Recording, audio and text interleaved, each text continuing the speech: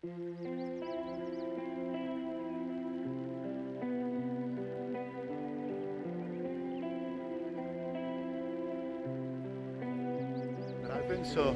किंवा लॉंग सुट्ट्यांच्या दिवशी गुहागरला येत असाल तर गुहागरला कुठे राहाल आणि तुमची चांगली राहण्याची सुविधा कुठे होती, AC रूम आणि एक चांगला होमस्टे गुहागरच्या बीचपासून जवळ असणारा होमस्टे कुठे मिळेल, गुहागर बीच.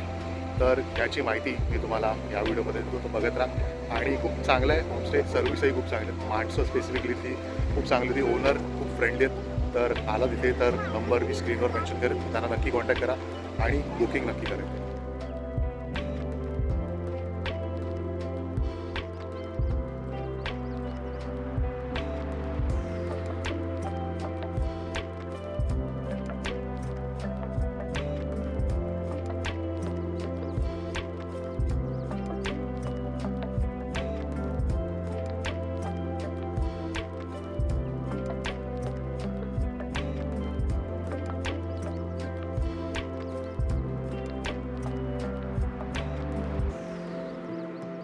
तर हा एकंदरीत जो होमस्टे तुम्ही बघताय, सुवर्ण सावली होमस्टे, हा गुहागर बीचपासून साधारण 2 किलोमीटरच्या अंतरावर आहे. इथे तुम्हाला पोचायला रिक्षा करावी लागेल आणि जर तुम्हाला चालत किंवा वॉकिंग जर बीचला पोचायचं असेल तर साधारण 15 मिनटं लागतात चालत इथे पोचायला.